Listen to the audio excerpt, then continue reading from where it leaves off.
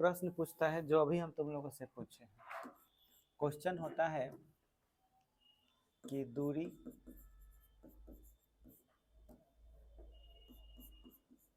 और विस्थापन में अंतर बताएं।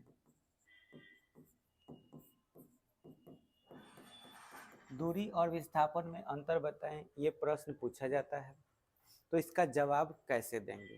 ठीक है, तो आज यही तरीका हम लोग सीखेंगे कि इस प्रश्न का जवाब कैसे देना चाहिए। तो इस प्रश्न का जवाब जब भी अंतर देने की बात हो तो आपको एक ऐसे कॉलम बना लेना चाहिए और इस तरफ हम लोग को लिख लेना चाहिए दूरी और इधर क्या लिख लेना चाहिए, विस्थापन। ठीक, पहला नंबर। अब आप लोग ध्यान दें सब कोई।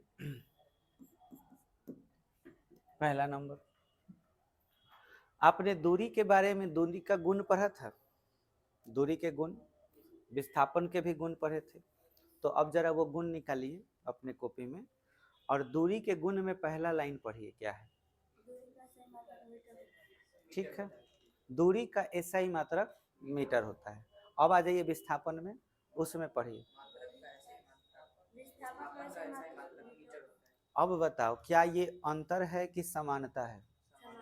समानता, ये अंतर नहीं है, समानता। ये दोनों में सामान्य चीज है। विस्थापन का भी मात्रक मीटर है और दूरी का भी मात्रक मीटर है। ये बात बुझाया। दूसरा नंबर पढ़िए, दूरी अदिश राशि है और इसमें, अब बताओ ये अंतर है कि समानता है। अंतर है तो हम इसमें क्या लिखेंगे, लिखने का तरीका, यह कौन सी राशि है,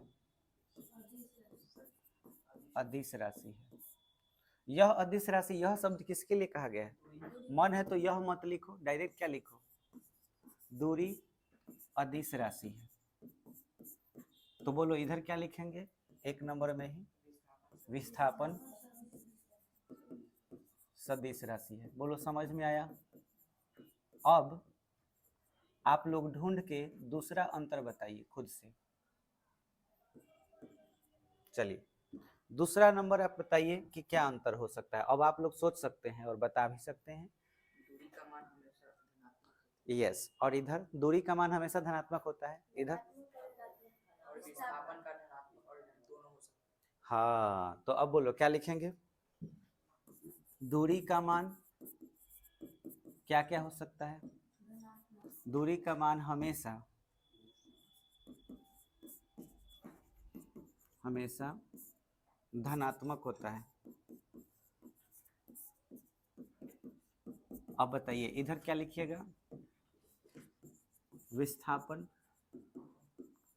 का मान धनात्मक और ऋणात्मक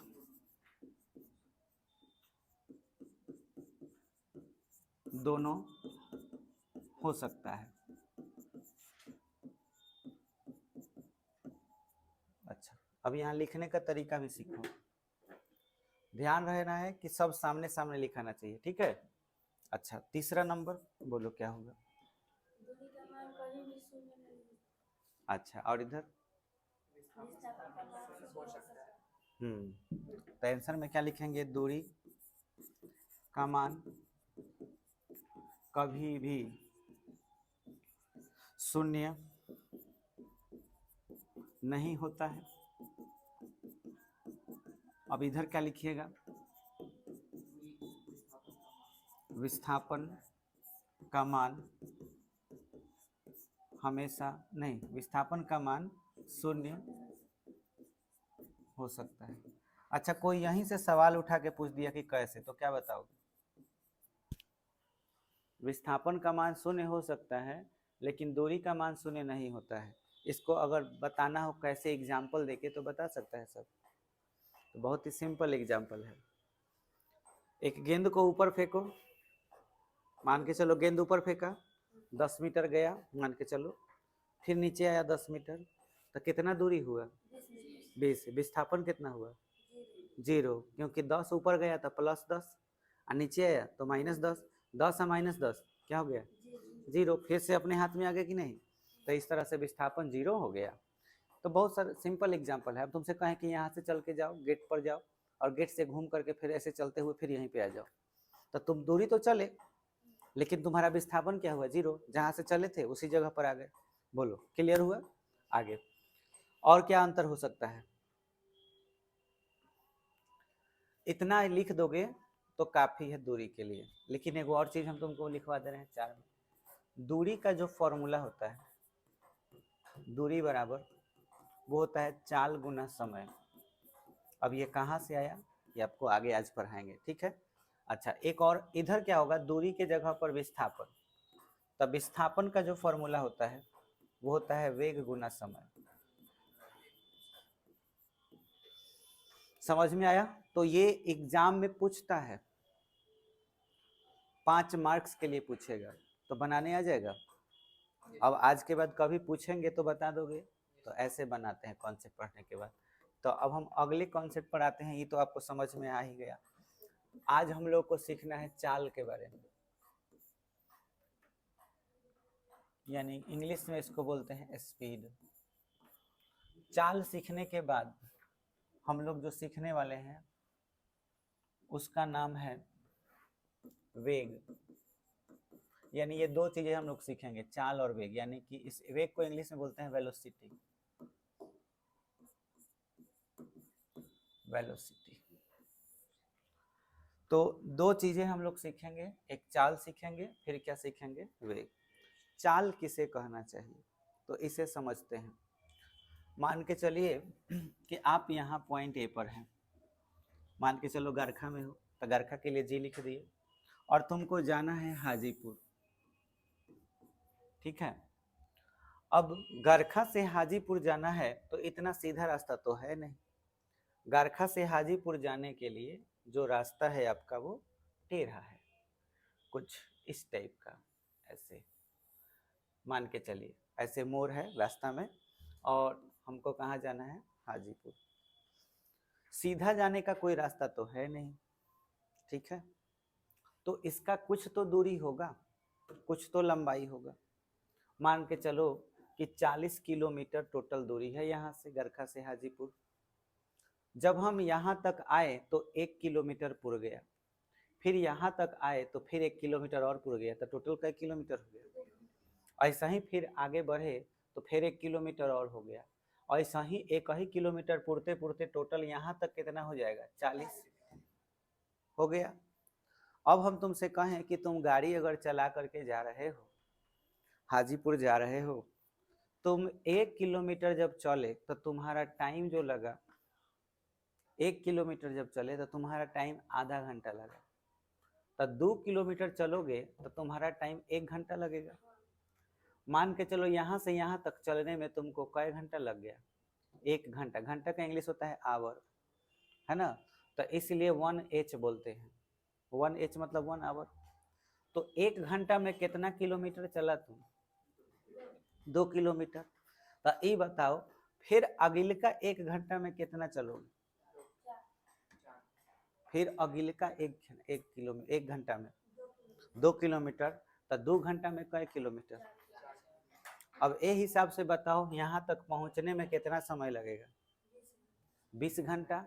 क्योंकि हर 2 किलोमीटर पर कितना लग रहा है, 1 घंटा लग रहा है। तब 20 घंटा में तुम पहुँचोगे कहाँ, हाजीपुर। बोलो ये बात बुझाया? अब बताओ हर 1 घंटा पर हम कितना दूरी चल रहे थे, 2 किलोमीटर चल रहे थे। टोटल समय कितना लगा हमको, टोटल समय कितना लगा, 20 घंटा। तब 20h लिख दिए। टोटल दूरी कितना था, 40 किलोमीटर, इतना था। 1 घंटा में कितना चल रहे थे, तो 1 घंटा में हम कितना दूरी तय किए, 2। अच्छा 2 लाना हो तो इसमें किससे भाग देना चाहिए, 40 में 20 से भाग दोगे तो आ जाएगा कि नहीं, 2 आ जाएगा। 40 क्या है, दूरी है, अब 20 क्या है, समय है। तो दूरी में भाग देना पड़ा किस चीज से, दूरी में समय से भाग दिए। आंसर कितना आया, दो किस तरह का आंसर है, 1 घंटा का। तो 1 घंटा में तय दूरी है कि नहीं है। तो जो 1 घंटा में तय दूरी है इसी का नाम क्या है, चाल। बोलो बुझा गया। तो आज के बाद कोई हमसे पूछे चाल किसे कहते हैं, तो आंसर बोलेंगे 1 घंटा में जितना दूर चले जाओ उसी को क्या कहेंगे, चाल। तब फिर हमसे अगला आदमी पूछ देगा कि 1 घंटा का 1 मिनट नहीं हो सकता है, 1 सेकेंड नहीं हो सकता है, 1 दिन नहीं हो सकता है। तो सीधे सीधे याद रखो, वो दिन के हिसाब, दिन रहेगा तो दिन के हिसाब से चाल हो जाएगा, मिनट रहेगा तो मिनट के हिसाब से, लेकिन रहना कितना चाहिए, 1। अब आपसे पूछा जाए कि चाल किसे कहते हैं, तो सीधे सीधे कहिए। अगर घंटा के हिसाब से पूछ रहे हो तो 1 घंटा में जितना दूरी तय करोगे उसे क्या कहेंगे, चाल। मिनट के हिसाब से पूछ रहे हो तो 1 मिनट में जितना दूरी तय करोगे वो क्या कहलाएगा, चाल। बोलो बुझा गया। अब हम बार बार लोग को घंटा, मिनट, सेकेंड, 1 दिन, 1 महीना, 1 साल इतना ही ना गिनवाएंगे। तो उसके जगह पर हमें क्या कहना चाहिए, तो जिसे हम 1 मिनट बोलते हैं, एक घंटा बोलते हैं, उसका शॉर्टकट में एगो नाम है इकाई समय। क्या नाम है, इकाई समय। इकाई समय का मतलब होता है या तो 1 घंटा, या तो 1 मिनट, या तो 1 सेकेंड, या तो 1 दिन। तो बस आपको इसका परिभाषा लिखना हो तो बोलिए क्या लिखिएगा, तो सीधे सीधे लिखिएगा इकाई समय में तय की गई दूरी को क्या कहते हैं, चाल कहते हैं। बोलो ये बात बुझाए कि नहीं। इसे भी से सूचित करते हैं, चाहे इसको हम लोग यहाँ पे इसके गुण में लिख देंगे। अच्छा, अब हम इसको निकालने के लिए क्या फॉर्मूला यूज किए हैं, यहाँ पे लिख सकते हैं कि इसे भी से सूचित करते हैं। अतः चाल बराबर फॉर्मूला क्या होता है, दूरी बटा समय, यही ना निकाले हैं। तो चाल के लिए भी लिखेंगे, दूरी के लिए एस बताए थे और समय के लिए टी। तो फॉर्मूला भी बराबर क्या हो गया, एस बटा टी हो गया। एसआई मात्रक का बात करें कोई कि एसआई मात्रक क्या होगा इसका, तो बहुत ही सिंपल, आपको याद होगा एसआई मात्रक में मीटर यूज होता है। तो दूरी का एसआई मात्रक क्या होता है, मीटर। तो एस के जगह पर हम क्या लिखेंगे, मीटर, एम। अब बाटा के लिए प्रति लिखेंगे, और टी के लिए सेकेंड लिखेंगे। तो इसको क्या पढ़ेंगे, मीटर। इसको क्या पढ़ेंगे, प्रति। इसको क्या पढ़ेंगे, सेकेंड।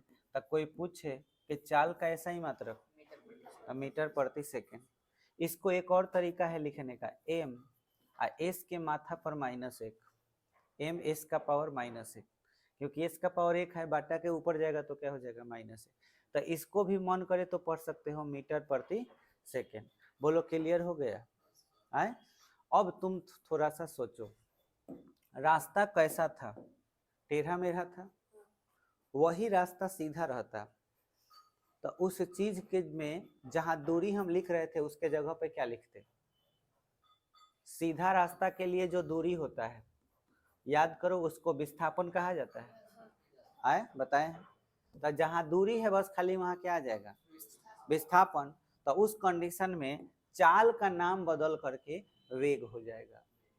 वेग भी चाल है, ऐसा नहीं कि वेग चाल नहीं है, वेग को भी चाल कह सकते हो, आई तो चाल है ही है, लेकिन फर्क क्या रहेगा, रास्ता एकदम सीधा रहेगा तो उसी चाल का नाम क्या हो जाएगा, वेग। तो अब अगर हम आपसे पूछे कि वेग किसे कहते हैं, तो परिभाषा सेम वही रहेगा, खाली आपका नाम बदल जाएगा, जहां दूरी लिख रहे हैं वहां क्या लिखेंगे।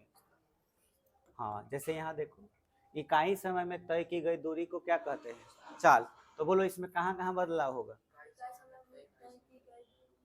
तय की गई, तय की गई, यहाँ पे तय की गई छूट गया है।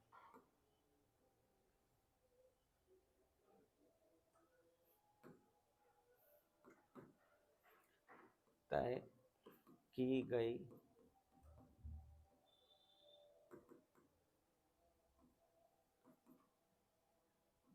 दूरी को चाल कहते हैं। बोलो कहाँ बदलाव होगा, है? अभी तो बोले हैं कि दूरी के जगह पर क्या लिखाएगा? विस्थापन। और चाल के जगह पर वेग। अब बुझाया? तो बोले यहाँ परिभाषा में क्या लिखाएगा? इकाई समय में तय की गई, तय किए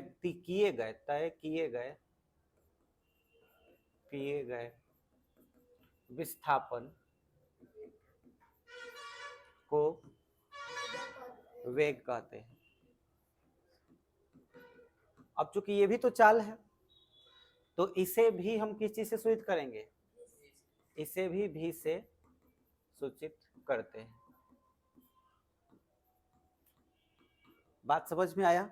तो बोलो, अगर आपसे पूछा जाए कि वेग का फॉर्मूला क्या होगा, तो आंसर क्या होगा?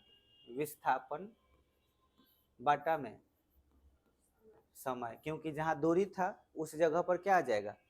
विस्थापन। दूरी लिखे थे इसके जब पहले, यहाँ देखो फॉर्मूला में दूरी बटा, तो दूरी का स्थान कौन ले लेगा? तो इसीलिए हम यहाँ पे क्या लिख दे? विस्थापन। अच्छा, इंग्लिश में लिखना हो शॉर्टकट में तो भी बराबर एस बटा टी। तो अब बताओ, चाल चाहे वेग का फॉर्मूला एक ही होता है कि अलग? एक ही होता है, v बराबर एस बटा टी। ये बात समझ में आया? अब आपको ध्यान देना है इसका एसआई मात्रक का। तो एसआई मात्रक वही रहेगा कि बदल जाएगा? तो एसआई मात्रक वही रहेगा, इसमें भी एस है, तो एसआई मात्रक मीटर प्रति सेकेंड। बोलो, बुझा गया? अब आप ध्यान से समझिए कि चाल के गुण को समझना है कि चाल में क्या क्या गुण होगा।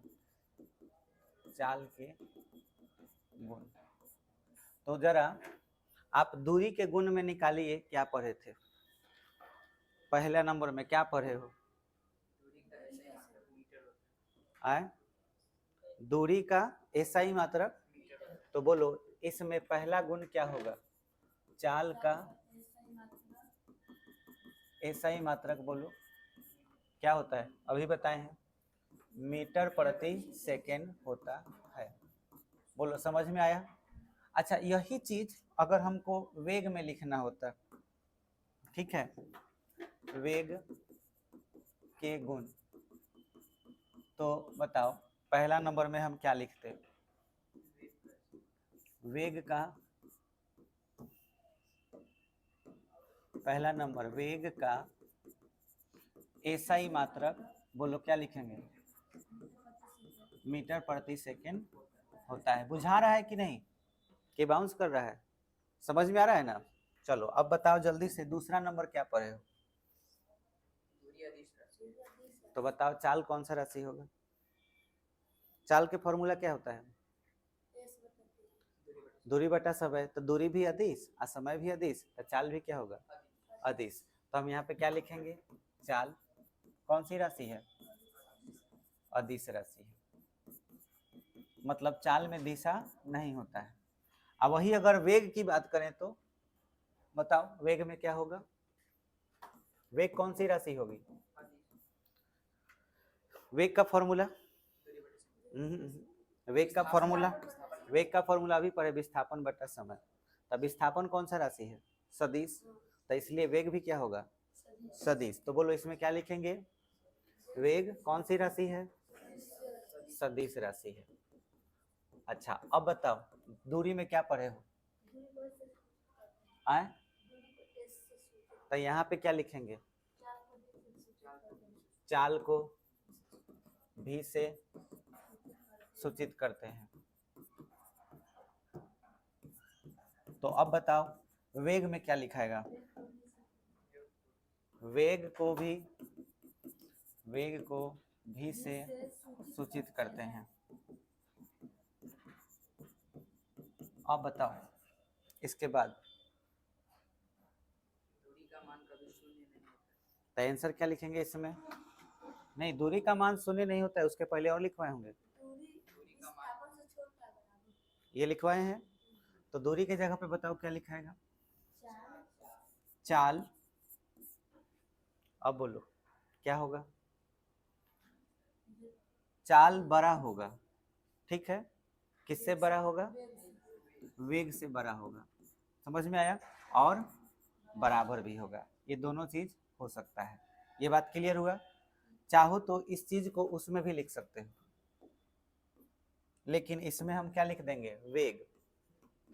वेग क्या होगा? छोटा होगा। किससे होगा छोटा? चाल से, और इसके बराबर। ये दोनों केस हो सकता है। और बोलो क्या बताए हैं? दूरी का मान हमेशा, तो दूरी के जगह पे क्या लिखाएगा? चाल का मान हमेशा क्या होता है? धनात्मक होता है। तो बोलो वेग में क्या लिखाएगा?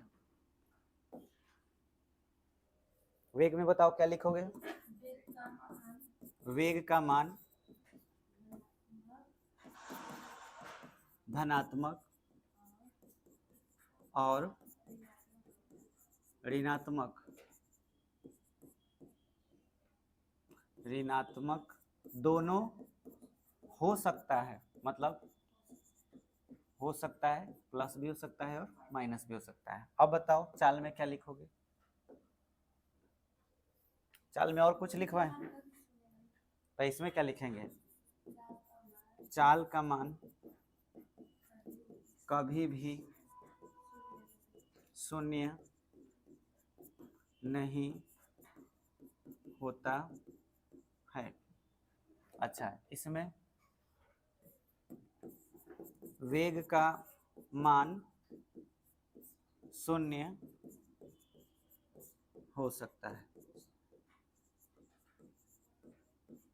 बोलो समझ में आया? अच्छा, चाल को वेग कह सकते हो कि वेग को चाल कह सकते हो? बताओ, चाल को वेग कह सकते हैं कि वेग को चाल कह सकते हैं? चाल को वेग कह सकते हैं। कैसे पता चलेगा कि इसमें हम आंसर कैसे ढूंढें? सीधे सीधे क्या करो, एक पॉइंट ए बना लो, एक पॉइंट बी बना लो, एक सीधा रास्ता बना लो, एक टेढ़ा बना लो। बना लिया? बताओ, ये भी दूरी है, ये भी दूरी है, दोनों दूरी है, पर कौन विस्थापन है? तो ये वाला विस्थापन है। विस्थापन अगर ये है तो उस कंडीशन में इसी में हम इसी से विस्थापन से ही क्या बनता है? वेग बनता है। लेकिन दूरी से क्या बनता है?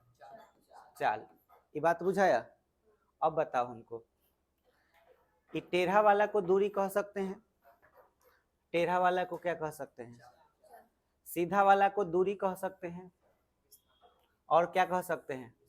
अगर सीधा वाला को दूरी या विस्थापन दोनों कह सकते हैं तो सीधा वाला को ही चाल भी कह सकते हैं और वेग भी कह सकते हैं। तो सीधा वाला को दोनों कह सकते हो, लेकिन टेढ़ा वाला को केवल चाल।